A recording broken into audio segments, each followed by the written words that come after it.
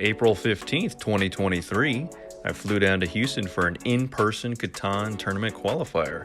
Excitement was in the air in the minutes leading up to the start of the tournament. Take a listen.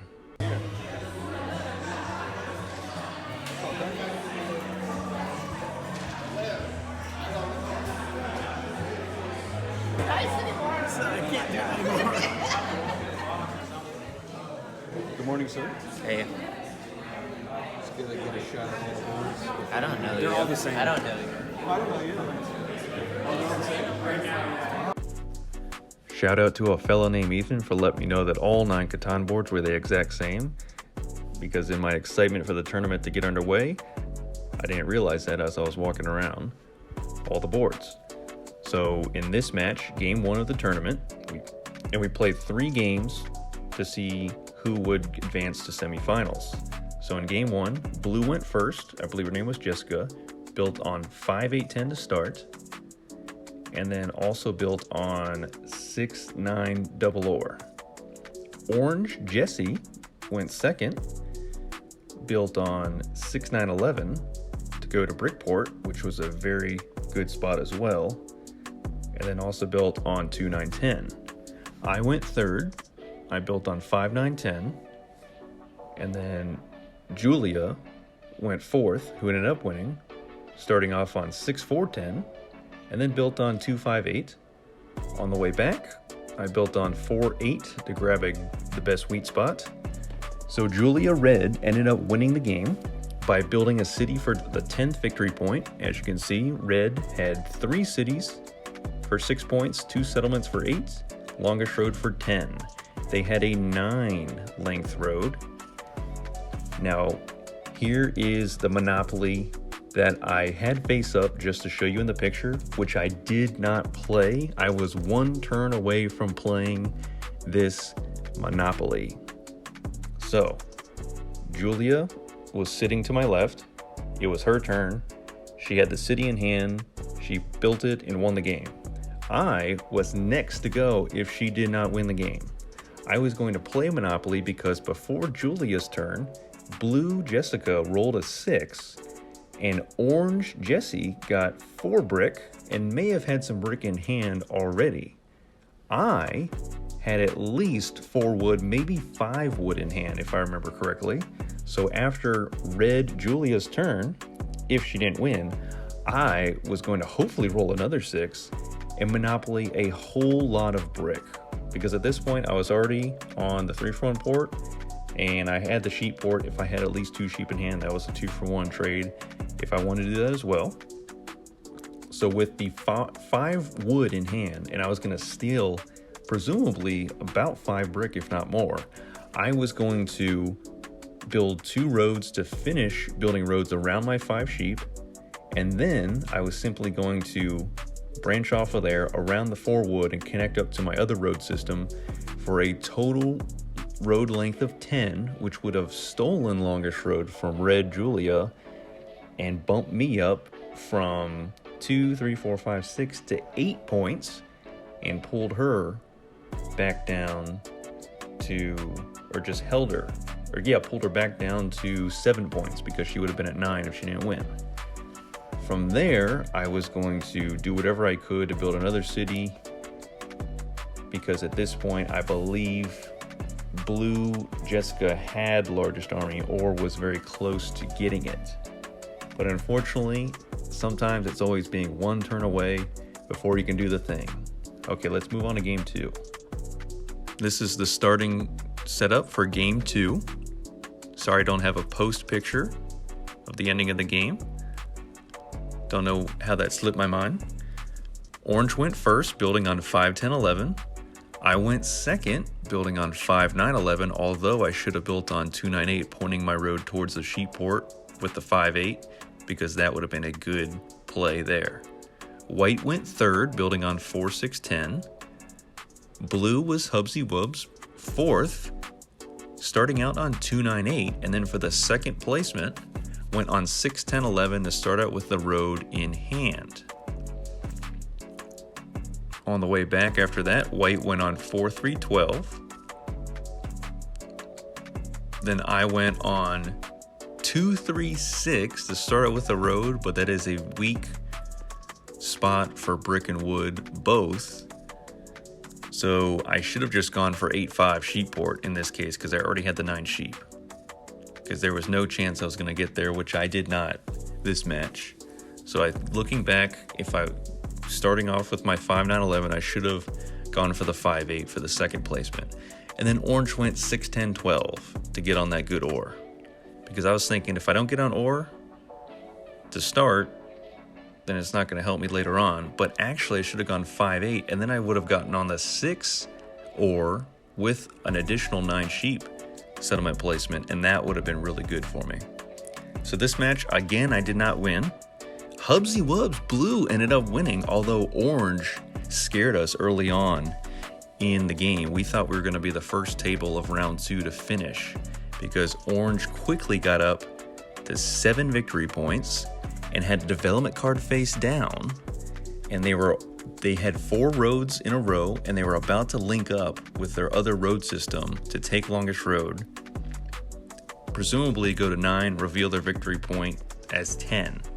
So Hubsy Wubs, the mastermind that he is, did some table talk, convinced me and White to try to work together for White to cut orange off from building out and connecting up their roads. So what White did is they built a road in between the 8 ore and the 12 sheep, and then another road in between the 10 wood and the 12 sheep to prevent orange from connecting up one more road in between their 2 road systems. So they would have then had to go the long way around the 10 wood, touching the 6 ore, 11 wood, and 5 wheat. So once we got that squared away, then the rolls started going crazy, mainly 6s and 8s and 10s for Hubsy Wubs blue to really take this game over. Built that longest road, built some cities, built around the 8 sheep, settled again on the 8 sheep, had a victory point, I believe, in hand, and then also, I believe, got the largest army to win the game. So game 2 for me, based off my starting placements, was a flop. Of the 3 matches, I wish I would have placed differently in game 2 the most. But I did end up getting to the 6-9 with the brick port, but that didn't really help me because my brick supply was weak. This was a weak brick board with 3 brick, 10 brick, 11 brick. So would I've done things differently? Absolutely. Congrats to Hubsy Wubs on match 2 win and the win for the overall tournament, actually. Let's move on to game 3. Game 3, my last chance to maybe get somewhat close to ranking high enough for semifinals for the top 16 players. White went first, took the quintessential 5-6-9 spot.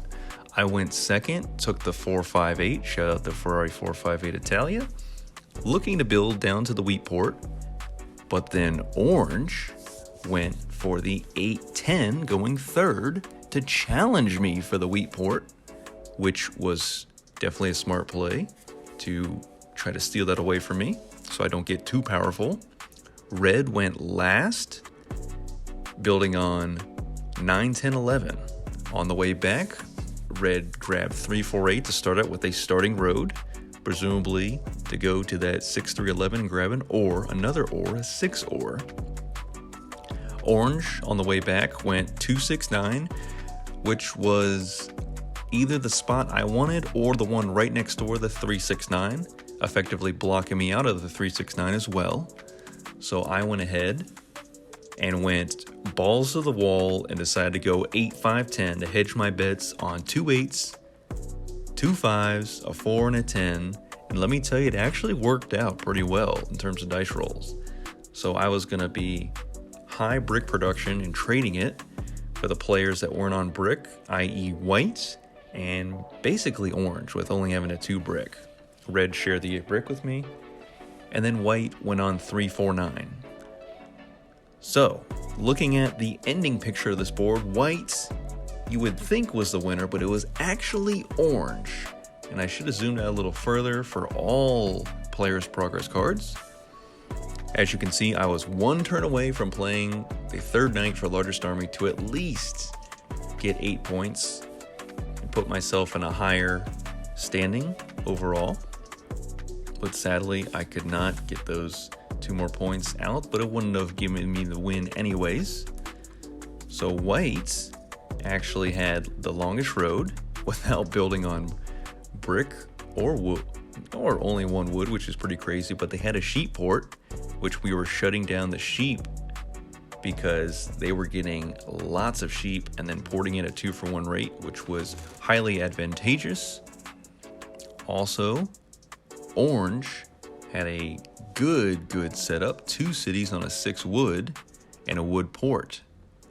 So that helped fuel their win.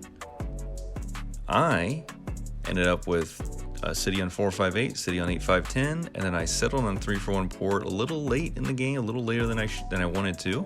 And then I additionally built out to the 4 sheep to grab a sheep hex and the ore port, but again, that was too little too late for me. Red did have longest road they did have longest road at one point, and they were going to connect up for a longest road. White ended up taking it from to have a 9 length road. And I was going to try to maybe make a late play, but I wasn't really in contention for it. It was really between white and red. Orange ended up winning because they had a victory point card to reveal. They had a city for 2, settlement for 3, another city for 5, another city for 7, another city for 9, and a victory point in hand. They had a knight played. White actually got 2 road building cards pulled from the development card stack. That was Ethan, pretty cool guy that I met down there at the tournament. I could not pull this off. I tried my best. Orange, I believe his name was Garrett, ended up with the win this match. And if I would have shut down the 6 wood instead of shutting down the 9 sheep, which was me later in the game, then Garrett would not have gotten the 6 roll to get 4 more wood and would have ended up not winning that turn. But as we found out post-game, Ethan in white pieces would have won his very next turn. So unbeknownst to me, if I would have shut down the 6 wood, Ethan would have won, but I shut down the 9 wood, so therefore Garrett and orange won. So it really came that close, but they were very close either way. They may have won on the very next turn. There's really no chance of me catching up. This was the 2023 Houston Catan Qualifier tournament. Even though I won absolutely 0 games, I still had a lot of fun. I got to play against Mark Hubsy Wubs. Sleep as a Curse was there playing. First to spectate, then ended up playing. Brian the Kelly C was also playing. I did not get to play Brian the Kelly C in this tournament. Hopefully in a future tournament, I will get to throw down in a match with that guy, but I know my base Catan skills are not where they need to be, as was evidenced to me by playing in this tournament, but still I had a great time. Got to play against some good players, watch some other good players play in the semifinals. And I went up for Korean barbecue because the reservation was set, so I missed the finals, but Mark Hubsy Wubs won the overall tournament and qualified for nationals. So congrats to him. Huge thank you to Riley Mata for putting on this tournament, for hosting it. It went seamless, smooth as butter. Thankful for that. And for all the people I met there at the tournament, shout out to you guys and gals. And I will see you in the next Catan video.